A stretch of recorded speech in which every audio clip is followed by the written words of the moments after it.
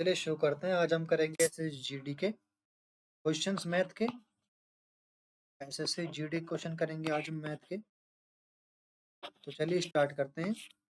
आसान क्वेश्चन से, पर फर्क सिर्फ इतना है कि आप स्पीड से कैसे करें उन क्वेश्चंस को, जिससे कि टाइम बचे। तो पहला क्वेश्चन आपके सामने, what is the value of, हमें इसको सोल्व करना है, ठीक है। तो अब क्या करें कि ज्यादातर क्या होता है कि आप पहले ही अपने मन में कुछ चीजें सोल्व करके चलें, लिखें मत। जैसे कि इस ऑफ को पहले ही सोल्व कर दें, हो सके तो इस ब्रैकेट को ही सोल्व कर दें क्योंकि आसान है ब्रैकेट को सोल्व करना, ठीक है। फिर क्या करें, इसको सोल्व कर दें, फिर बाकी जो बचा है उसको लिख लें, ठीक है। अब लिख लें, जैसे 41 लिख लिया, ठीक है। अब इस ऑफ को सोल्व करेंगे तो 36 इंटू 4 क्या होगा हमारे पास, 144। डिवाइड करेंगे किसको, इस ब्रैकेट को। अब इस ब्रैकेट को कैसे सोल्व करें हम, 96 इंटू 2, ठीक है, और फिर 24।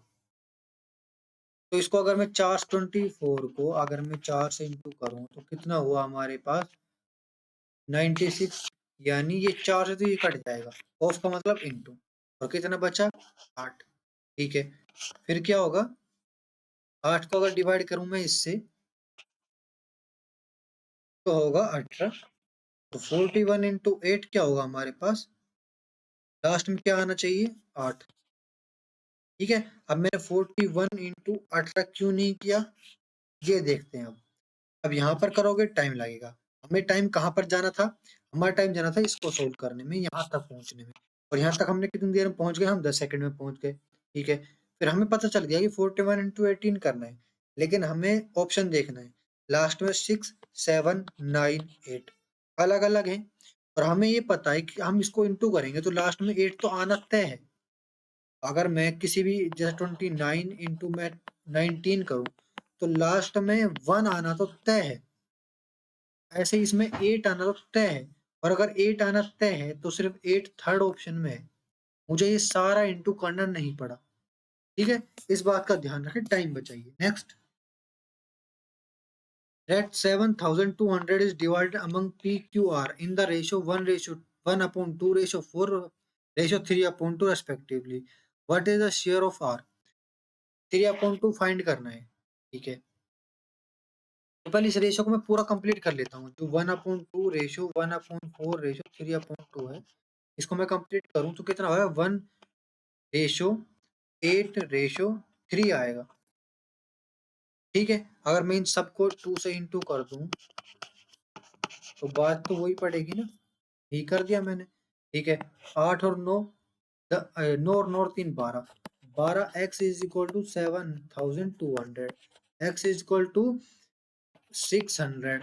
किसकी वैल्यू निकालनी है हमें, इस थर्ड वाले की, क्या आएगा, 1800। आसान था। Next,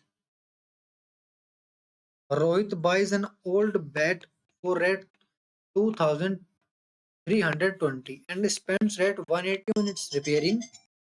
If he sells it for rate 2400, then what is the loss percentage? ठीक है।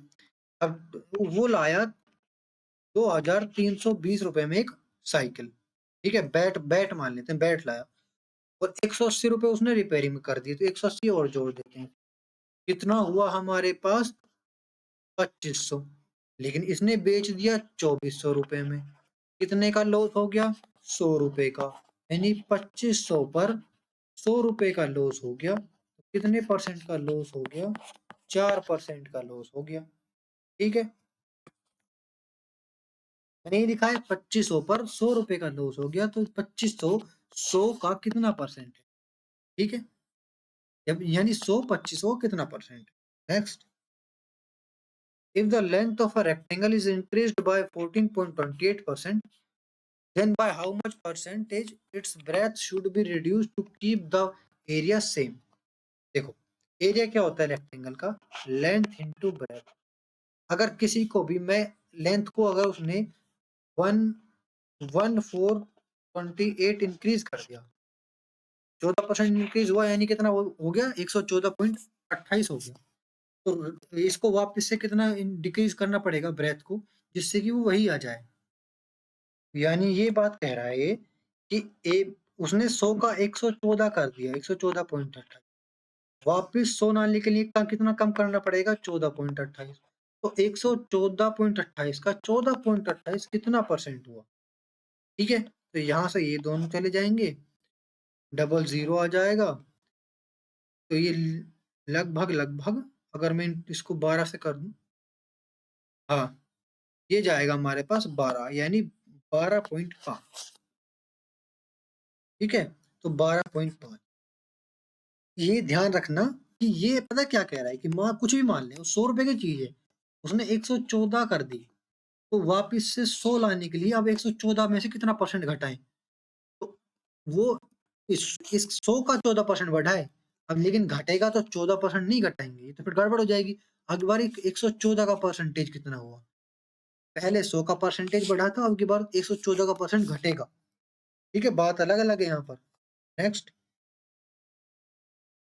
There are 44 mangoes, 121 bananas and 11 apples.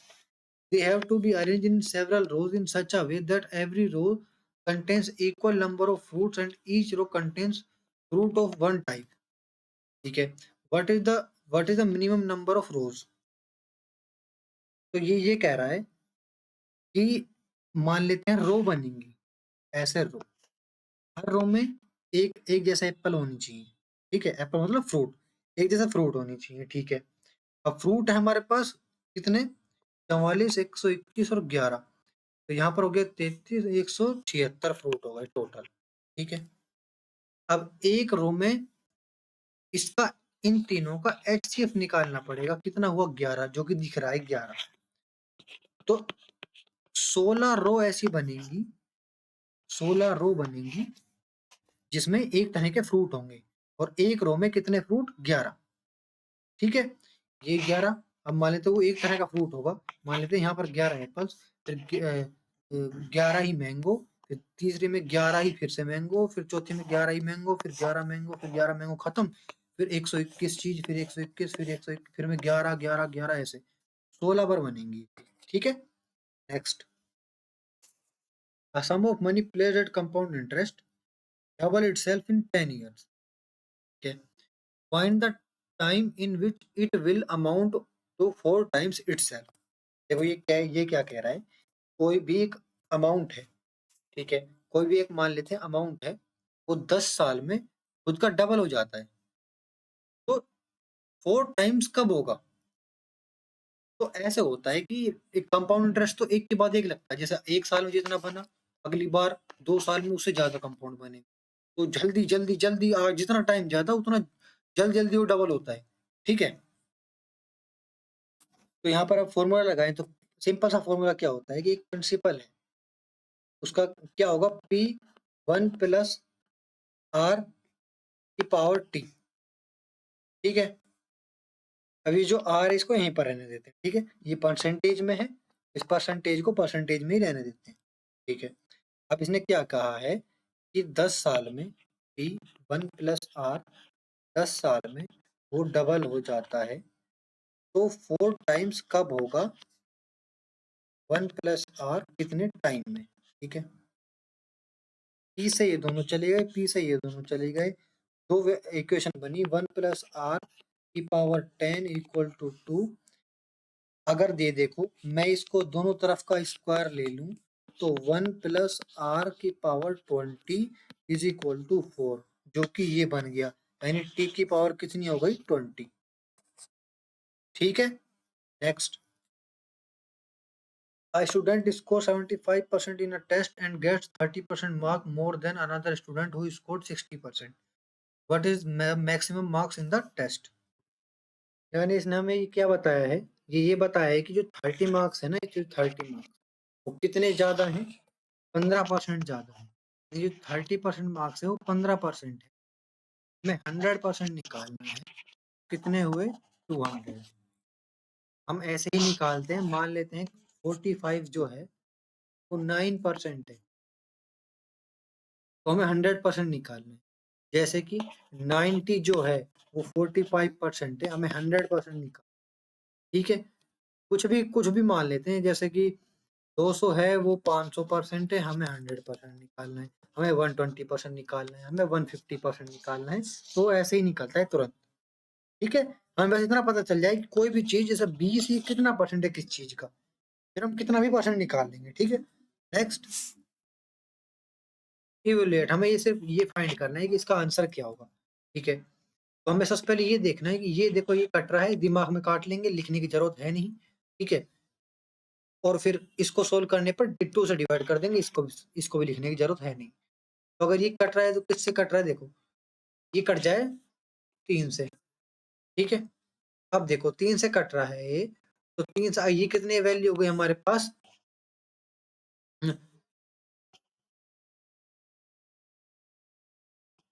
525, यानी 530, 530 इंटू 20 करेंगे और डिवाइड बाई 2 कर देंगे। ठीक है, आसान था। Next, after working for 8 days, Rakhi find that only 10% of the work is completed. She employs Poonam, who is 20% more efficient than Rakhi. How many more days will they together take to complete the remaining work? ठीक है, तो क्या करेंगे हम, देखो मान लेंगे कि 100 यूनिट जितना वर्क है। ठीक है, मैं 100 यूनिट क्यों माना है, क्योंकि सब कुछ परसेंटेज में चल रहा है तो परसेंटेज में रहने देते हैं, और परसेंटेज सबसे आसान होता है 100 यूनिट वर्क काम करना है, जिसमें से 8 दिन में राखी ने 10% ही काम किया है। ठीक है, तो इसका मतलब ये हुआ कि जो 10 यूनिट है ना, 100 का 10% यानी 10 यूनिट है, वो 8 डेज में काम होता है। तो या राखी की एफिशिएंसी कितनी है हमारे पास, 1.25। ठीक है, यानी राखी की एफिशिएंसी 1.25 है, तो 20% ज्यादा है पूनम की एफिशिएंसी। 1.25 को इंटू करेंगे 1.2 से, तो कितना हुआ हमारे पास, 1.5। ठीक है, अब देखो, अभी अगर 1.5 है और इसकी efficiency per unit per day. ठीक है, यूनिट पर डे, एक दिन में ये इतनी यूनिट काम करेगा, ये इतनी यूनिट, दोनों मिलाकर कितने यूनिट काम करेंगे, दोनों मिलाकर हुए 2.75 बस। और वर्क कितना बचा है, 10% वर्क कम हो चुका है, बचा कितना, 90 यूनिट काम बचा है, और इन दोनों मिलाकर ये दोनों करेंगी 2.75 यूनिट पर डे। तो इसको अगर सोल्व करें हम, तो note 11, 360/11। Next, selling price of an article rate 5175 and discount of 25% is offered. What is the market price of the article? देखो 5175 जो है वो 75% है, हमारे पास 100% क्या होगा, क्योंकि 25% डिस्काउंट देने के बाद सेलिंग प्राइस आया है, तो 25% डिस्काउंट दे दिया, 75% बचा, वो है ये 100%, फिर से वहीं जाना है। ठीक है,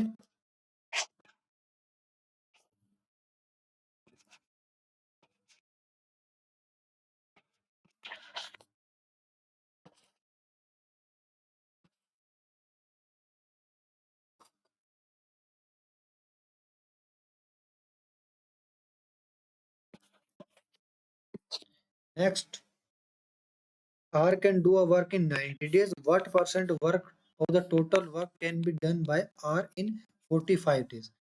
देखो 90 डेज में R वर्क कर लेता है पूरा। ठीक है, 45 डेज में कितना वर्क करता है वो, कितना हिस्सा, 90 का 45 हिस्सा। ठीक है, तो 45 90 का कितना परसेंट, यही पूछ रहा है शायद। ठीक है, 50%। Next, find the value of 7 + 33 into 44 divide by 2, 5 into 5, यही सोल्व कर लो एक बार। ठीक है, साथ में ऐड करेंगे तो कितना हुआ, 40, 40 को डिवाइड करेंगे किससे, 40 को इंटू करेंगे किससे, 22 से, 40 इंटू 22 इंटू 25। ठीक है, तो ये हो जाएगा हमारे पास 880 into 25।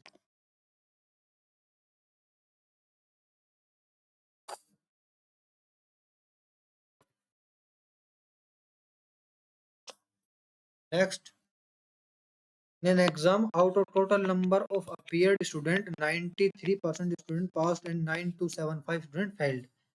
What is the total number of student appeared in the exam? 93% student, ये क्या करें, in exam out of total number of appeared student 93% पास, 93 पास हो गए, ठीक है, एंड 9275 स्टूडेंट फेल्ड, कितने बचे 7%, 7% यानी कितने हुए 9275, 9275 फेल हुए हैं और फेल कितने हुए 7%, ठीक है। अब हमें निकालना है 100%, सिंपल है, निकालते हैं हम।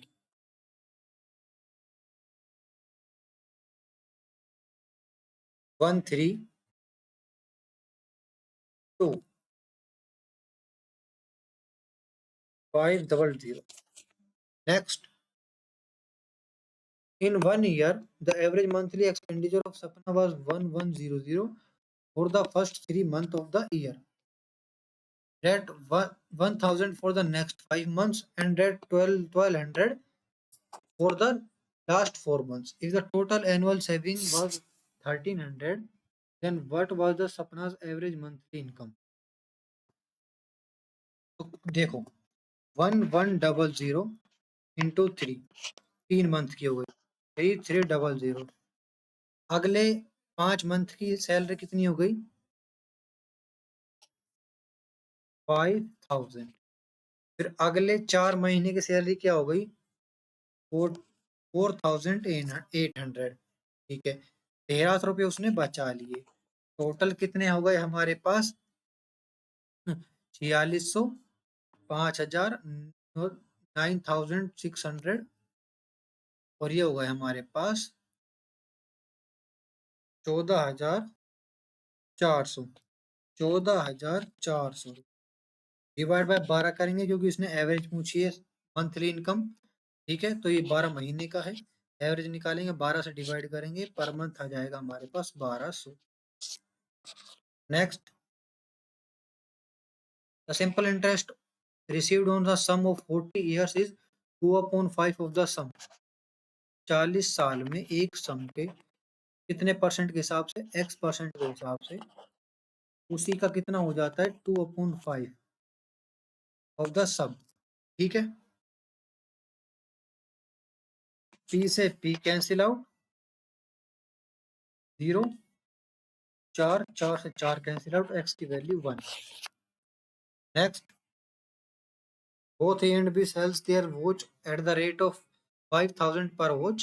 A earned a profit of 25% while B incurred a loss of 10%. What is the ratio of the cost price of A and B? एक ने सेल किया 5000 में एक वॉच जिसमें उसका फायदा हुआ 25% का, ये हो गया 125 का 100% निकालना है। फिर रेशो हुआ किसका, दूसरे का, जिसने 5000 में बेचा लेकिन उसका 10% का लॉस हो गया, यानी ये है 90%। अब इसका 100% निकाल, ठीक है, तो 100 से ये 100 कैंसिल आउट हो जाएगा,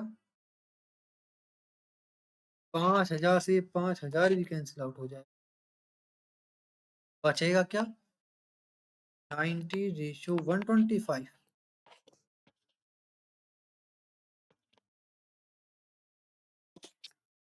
next, two trains are running in opposite direction with the same speed. If the length of each train is 320 meters and they cross each other in 18 seconds, then what is the speed of each train? देखो, opposite direction भाग रही है, यानी अगर ये इस direction भाग रही है तो ये इस डायरेक्शन भाग रही है, ठीक है।